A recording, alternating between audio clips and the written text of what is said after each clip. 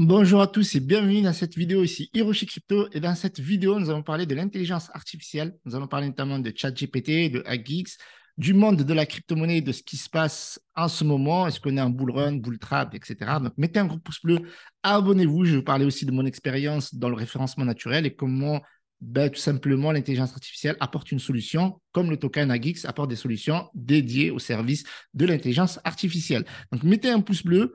C'est la troisième fois que je fais une vidéo parce que j'ai ChatGPT qui n'a pas arrêté de bugger. Donc, du coup, là, je le laisse travailler. Donc, il est en train de travailler pour moi. Et je vais vous expliquer après pourquoi j'ai fait ça. Alors, avant de poursuivre, donc, sur Instagram, je vous ai déjà parlé de la crypto-monnaie Agix. Ce n'est pas la première fois que je vous en parle. Donc, n'hésitez pas à me rejoindre sur Instagram parce que je vous parle de mes investissements, de mes gains, des pertes s'il y en a, du pump qu'il y a eu aujourd'hui, également de Agix. Voilà, je fais des rappels sur des sujets qui sont intéressants, et notamment un réel où je vous explique un petit peu à quoi sert SingularityNet et Agix. Donc, c'est des réels, c'est des sujets courts chaque jour. Je vais faire maintenant une vidéo en réel qui va durer entre une minute, enfin 30 secondes et une minute, ou un investissement. Donc, sur Twitter, je vous ai partagé notamment CZ qui vient en aide à l'univers de la crypto-monnaie en investissant environ 1 milliard autour de BTC, BNB, ETH. Donc ça donne un peu de souffle au marché, bien que c'est une poussière, on va dire, mais vu qu'il est suivi par des millions de personnes, donc vous voyez le nombre de partages, regardez la portée, c'est 6 millions, donc c'est juste énorme. S'il y a 6 millions de personnes qui disent, bon, c'est le moment d'investir, etc., du coup, on a connu un gros pump sur le BNB qui est monté de 275 $ à plus de 310 $. Donc aujourd'hui, on avait une hausse au courant de l'après-midi autour des 7%, donc avec plus de 1150 milliards. On est redescendu autour des 1100 milliards, donc c'est normal, c'est crypto-monnaie. Les mecs ne sont pas là sont pas là pour les roses, vous voyez ce que je veux dire? Ils sont là pour prendre de l'argent. Et on a eu un Bitcoin qui montait à plus de 26 500 avant de redescendre en dessous des 25 000. Donc le niveau clé aujourd'hui au niveau du Bitcoin, je vous en parle depuis un moment, mais c'est 25 000. Et quand on est au-dessus des 25 000, pouf, on a tout le marché qui explose. On a l'Ethereum qui a le potentiel de rechercher les 2000 $. Donc, à voir, bien entendu. Genre, je rappelle que je ne suis pas votre conseiller financier. On a eu le repeg de l'USDC. Donc, ça, c'est cool. XRP, voilà, qui tourne toujours autour des 38 centimes. Et on a ADA. Donc, XRP a aussi beaucoup baissé dernièrement parce que, vu que c'est une banque, enfin, c'est une crypto-monnaie qui est dédiée aux banques, voilà, des partenariats, etc. Donc, forcément, si l'univers des banques s'effrite un petit peu, on a quand même trois banques américaines qui se sont écroulées en une dizaine de jours, grosse panique aux États-Unis, la peur de la crise des subprimes. Et selon moi, le Bitcoin n'aurait pas dû baisser. On n'aurait pas dû connaître cette baisse. Mais après, je vais vous expliquer pourquoi on l'a connu. On a quand même connu une baisse ces derniers jours de plus de 22%. Donc, on n'aurait pas dû la connaître et on aurait dû connaître un scénario haussier, bien que nous soyons en bear market. Donc là, regardez, en quelques jours, nous avons repris non seulement ce qu'on avait perdu, et beaucoup plus, autour des 35%, perdu 22%, et on repart au-dessus de 35%. Donc au final, on prend 13% par rapport au niveau auquel on était avant la crise des fameuses banques qui sont un peu dédiées aux startups et à la crypto-monnaie. Et quand bien même on a des banques qui fassent faillite, déjà, je suis désolé, je pense que c'est fait exprès. Pourquoi? Parce que d'habitude, le gouvernement américain aide ces banques. On n'a pas connu de faillite dans les banques depuis 2008 et la crise des subprimes. Et le Bitcoin a été créé par Satoshi Nakamoto à cet effet. C'est-à-dire que, voilà, fin de l'ère de la planche à billets. Et d'ailleurs, c'est aussi une raison pour laquelle le marché a pump. Fin de l'ère de la planche à billets. Avant, une banque a fait faillite, boum, on l'aide. Et là, on n'a pas voulu l'aider. Peut-être que l'idée, c'était de casser l'univers des crypto-monnaies. Mais bam, les banques qui vous aident à investir ou qui vous prêtent de l'argent dans la crypto-monnaie ou qui prêtent à des sociétés dédiées à la crypto-monnaie, boum, on les coupe. Voilà, on les fait en faillite. On vous garantit vont vous rembourser. Donc, ça a aidé à supporter, entre guillemets, la crise. Donc, là, de redonner de la confiance aux investisseurs, parce qu'il y a des investisseurs qui ont plusieurs milliards, etc. Si on leur enlève tout leur avoir, ils ne peuvent plus investir. Donc, s'il n'y a plus d'argent, le marché, tout simplement, il s'écroule, il n'y a plus rien pour le soutenir. Et là, ils ont dit que, voilà, on va pas faire payer ça aux contribuables, mais on va faire payer ça aux banques, tout simplement. Et donc, ça a été un truc qui a été cool, mais l'idée derrière, c'était quand même de bloquer un petit peu, parce que si on n'a pas de banques qui soutiennent les entreprises, c'était un peu pour bloquer aussi l'univers des crypto-monnaies. Sauf que c'est tout l'inverse qui s'est passé. Parce que, en fait, je pense, ma théorie à moi, c'est que vu qu'on ne remet pas un coup sur la planche à billets, eh ben, du coup, le Bitcoin, il est là. Et donc, c'est sa raison. Et donc, c'est pour ça que les gens se ruent sur le Bitcoin. Et donc, pour ça, ça a été cool. Donc là, on a SingularityNet. Alors, je pense que je vous ai déjà parlé à plusieurs reprises de cette crypto-monnaie, mais je vous en reparle parce que pour moi, c'est la tête de gondole dans l'univers de la crypto-monnaie, bien qu'il y en avait plusieurs, hein, comme Ocean Protocol, FET, CTXC, donc Cortex, etc., qui est une blockchain dédiée aux crypto-monnaies, dédiée à l'intelligence artificielle. Et cette crypto-monnaie qui est dans le top 100 aujourd'hui et qui a une market cap de 595 millions avec 1 milliard 205 millions de jetons en circulation pour 2 milliards de jetons dans la totale supply. On a une hausse du volume de 40% avec un volume de 428 millions. Donc ça, c'est super intéressant. Et cette crypto-monnaie, je pense, bien entendu, et tout le marché de la crypto-monnaie dédié à l'intelligence artificielle, je pense que ça va exploser dans les années à venir parce que c'est vraiment utile. Et je pense que, par exemple, à l'opposé, on a le métavers qui est super, qui pourrait être peut-être utile, mais le métavers, il fait quoi? Il simule une autre réalité en réalité.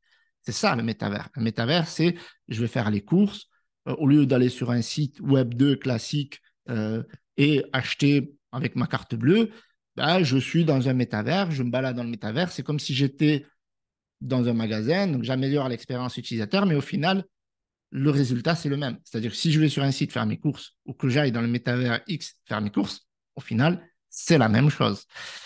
L'intelligence artificielle, c'est un atout supplémentaire qui est donné aux entreprises, entrepreneurs qui travaillent dans le domaine du web et on sait que ce domaine-là, il est exponentiel. C'est pour ça qu'on parle également de Web 3.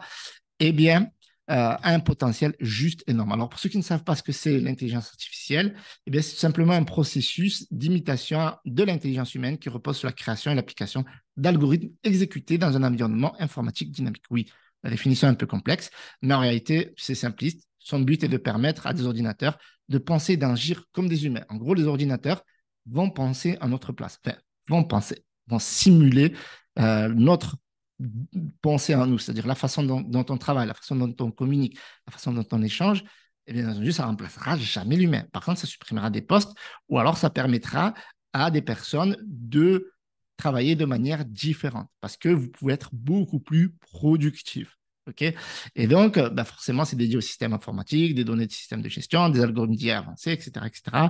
Donc là, on a des origines de l'intelligence artificielle. Donc, ça commence depuis déjà les années 50 et aujourd'hui, on est dans quelque chose de ouf avec des Google, avec Broad notamment, et d'autres projets qui sont dédiés à l'intelligence artificielle comme Midjourney. Et bien plus, on m'a même contacté pour me proposer des outils dédiés à l'intelligence artificielle. Donc, pourquoi c'est important? Donc, de nos jours, les êtres humains et machines génèrent des données plus vite qu'il n'est humainement possible. Et on le voit en fait ici. J'ai fait. Alors, des fois, il bug. Et en fait, le bug de ChatGPT, c'est que ça nous incite à prendre l'option de paiement en plus. Et comme je ne l'ai pas prise et comme je n'ai pas forcément besoin, par contre, avant, j'en avais besoin. Et donc là, j'ai pris cet exemple de Tulum. Tulum en 200 mots. Alors, pourquoi je vous parle de ChatGPT? Parce qu'en fait, c'est étroitement lié à Geeks. Et à Geeks, c'est quoi? C'est une crypto-monnaie qui est un token de la société SingularityNet qui n'est plus ni plus ni moins une société qui offre des services et des applications dans l'intelligence artificielle. Chose qui a explosé, enfin la crypto-monnaie, les projets crypto-monnaies ont explosé grâce à ChatGPT et le buzz qu'a fait Elon Musk dans cet univers-là, eh bien, nous amène à penser que de toute façon, aujourd'hui, même si ce n'était pas possible il y a 6 mois, c'est possible aujourd'hui. Je prends cet exemple-là de Toulouse parce que moi, il y a 10 ans, ça doit être 10 ans, ouais, 10 ans, je travaillais dans une agence marketing à Paris et je faisais du référencement naturel. Et donc, j'avais travaillé pour une compagnie, enfin une agence qui faisait du tourisme, qui organisait des voyages de tourisme à Toulouse, au Mexique. Et donc, je devais rédiger des articles comme un con. J'étais là tous les jours, mais comme un con, les gens, je vous jure. J'étais là tous les jours. J'ai besoin de 200 mots, j'ai besoin de 300 mots, j'ai besoin de 500 mots, j'ai besoin de 1000 mots. Et j'ai besoin de contenu. Et je devais faire, alors j'avais pas que, heureusement, je faisais pas que de la rédaction, je faisais aussi de la publicité sur Google Ads, etc. Je gérais plusieurs projets. Donc j'avais des personnes en dessous de moi qui faisaient de la rédaction et, enfin, en dessous de moi, j'aime bien ce mot. J'aime bien ce mot. Donc, j'avais quelqu'un au-dessus de moi aussi. Donc c'est chiant. Et en plus de ça, comme on vous l'a expliqué auparavant, c'est que là, ChatGPT, je lui ai fait rédiger 10 raisons de voyager au Mexique. Parle-moi de la plongée sous-marine à Tulum en 1000 mots. Et il m'a sorti ben, tout ça, les cénotes, la plongée sous-marine traditionnelle. Tulum propose également des excursions, la plongée à Tulum possible toute l'année, etc., etc. Et donc, tout ça, c'est dingue. C'est-à-dire que moi, par exemple, en tant que référenceur, j'ai besoin que, je ne lui ai pas dit, mais par exemple, 10 raisons de voyager au Mexique, j'ai besoin qu'il me place Tulum quelque part. Et là, il me l'a placé. Donc, avec ça, je peux faire un lien vers le site du client. Et là, en quelques minutes, il m'a fait ça. Alors, pourquoi je l'ai fait un petit peu avant? Parce qu'il bug, comme je vous ai expliqué. Donc là, si je lui dis, par exemple, euh, donne-moi envie de visiter la terre des Mayas, alors je ne sais pas si ça va bugger. Eh ben voilà, ça bug. Donc c'est pour ça que je l'ai préparé. Au moins, je suis tranquille. Au moins, voilà, parce que en fait, aujourd'hui, ben, ChatGPT, il est victime de son succès. Et donc, si vous l'utilisez à des heures où il y a beaucoup d'utilisateurs, eh bien, lui, ben, il arrive pas à supporter. Vous voyez, il n'arrive pas à supporter. Et donc, forcément, il y a des petits bugs. Donc, c'est pour ça que j'avais préparé. Donc, j'avais fait ben, deux, trois vidéos auparavant où j'arrivais même pas à rédiger un article avec ChatGPT. Mais si vous prenez l'option à $20, vous n'avez plus tous ces bugs. Mais ça, c'est juste une dinguerie. Mais après, je pense que c'est aussi une façon de mettre en place de la frustration pour que les gens passent à l'action, tout simplement. Et donc, ça, c'est juste dingue. Vous imaginez juste un article de 1000 mots. Je ne sais pas si vous vous rendez compte. En plus, on peut ici voilà, faire des vidéos script. Il y a énormément de choses à faire. La meta title et description. Donc, ça, c'est pour. Ça, c'est un truc de dingue, là. Je lui dis, ben, je sais pas moi. Fais-moi, je sais pas, là, s'il va bugger une title et une description pour la ville de Toulouse. Voilà, là, il a bugué. Bon. Euh, c'est comme ça. En fait, ouais, j'avais fait pas mal de tests auparavant qui étaient infructueux. Là, ça bug. Voilà. Donc, il le fait exprès. Il le fait exprès. Il y a des personnes avec qui ça marche super bien. Mais moi, c'est pour ça que j'ai voulu préparer pour vous montrer un peu la puissance du truc. Et malheureusement, quand je veux le faire en temps réel, ça bug. Alors, comme je suis têtu, je vais insister. Touloum, un titre en 70 mots. Ça, c'est pour le référencement, ça. Voilà, ça ne marche pas. Bon, c'est pas grave, mais en tout cas, vous avez compris. Donc, les utilisations ben, deviennent de plus en plus fréquentes et plus courantes. Donc, il y a plusieurs logiciels, vous vous en doutez bien. Et donc, l'intelligence artificielle, c'est un marché à fort potentiel. Au-delà du token, il faut sortir, des fois, il faut penser, comme on dit, think out the box. Il faut penser au-delà de la boîte, mais regardez ça ici. IDC prévoit que la valeur du marché de l'intelligence artificielle atteindra près de 450 milliards de dollars en 2022. Donc cet article, il date quand même 21. Alors après, je pense qu'ils se sont trompés le 21 septembre 2022. Je pense que c'est plutôt 2023 et maintiendra un taux de croissance d'une année sur l'autre dans les dizaines tout au long des 5 années de prévision. Donc ça, c'est un truc de dingue. Alors peut-être qu'il parlait, vu qu'on était au mois de septembre, genre de la fin de l'année au total. Le dernier rapport semestriel, Worldwide Artificial Intelligence Tracker d'International Data Corporation, donc il se montre optimiste. Les revenus mondiaux du marché de l'intelligence artificielle, y compris les logiciels, le matériel et les services pour les applications centrées ou non sur l'IA, ont totalisé 383,3 milliards de dollars en 2021, soit une augmentation de 20,7% par rapport à l'année précédente. Les applications d'intelligence artificielle représentent près de la moitié du total. Les plateformes d'intelligence artificielle ont enregistré la plus forte croissance d'une année sur l'autre à 36,6%, bien que partant d'une base plus petite. Donc, bien entendu, au fil du temps, ben, cette croissance à deux chiffres va peut-être baisser, je pense, comme un peu avec l'e-commerce. Mais vous voyez que de manière générale, ça ne fait que monter. Et donc, ça risque d'être exponentiel, surtout sur les projets dédiés à la crypto-monnaie et l'IA. Et donc là, on a un article de prédiction sur le prix de Singularity Net à Geeks. Alors, bien entendu, toutes les informations que je vous donne, c'est à titre d'information. Donc là, il pense que le token, il va aller chercher les 1 $. Donc là, on avait la croissance de plus de 800% depuis le début de l'année, voire plus de 1000% depuis fin 2022. Aujourd'hui, le jeton semble prêt à faire une autre poussée haussière après la brève correction du marché, peut-être vers la région des 65 centimes et au-delà. Donc là, on n'est pas encore cherché les 65 centimes. Mais comme je vous ai dit, attention au bull trap, parce qu'on a vu que le Bitcoin corrigeait également parce que sa supply, enfin sa market cap, n'est pas encore assez solide pour consolider, étant donné qu'on est en bear market.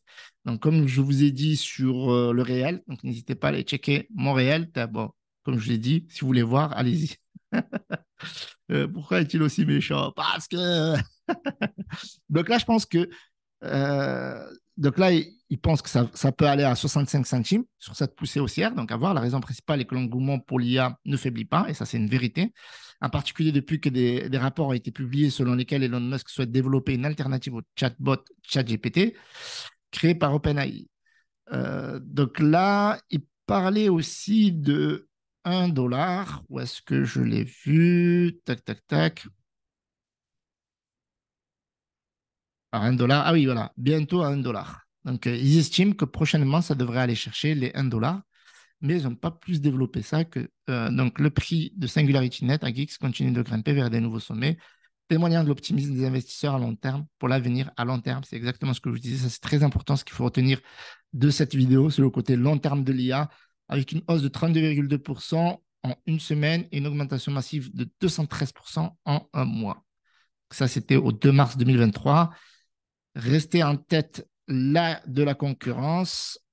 Donc, voilà, potentiel juste énorme. Et Singularity Net a également un avantage parce que son jeton peut être trouvé à la fois sur les blockchains Ethereum et Cardano. C'est vrai qu'ils sont crochés. Voilà, donc pour conclure, donc, vous connaissez le potentiel de l'IA. Et donc, franchement, moi, je pense que c'est une opportunité de dingue, surtout que là, j'ai mon fils qui vient m'embêter alors que je fais la vidéo. Donc, je vais devoir vous laisser, mais je vous invite à me rejoindre sur Instagram. Donc, ça, c'est très important. Donc, bien entendu, faites pas le faux mot. Même si vous voyez que ça pump, ça corrige derrière. Plus ça monte vite, plus ça descend vite. Mais si vous avez une vision long terme, vous comprenez que c'est un marché à plusieurs centaines de milliards, voire plusieurs trilliards sur le long terme. Voilà. Donc, je vous remercie d'avoir visionné cette vidéo. C'était Hiro chez la famille. À tout de suite sur Instagram. Ciao, ciao.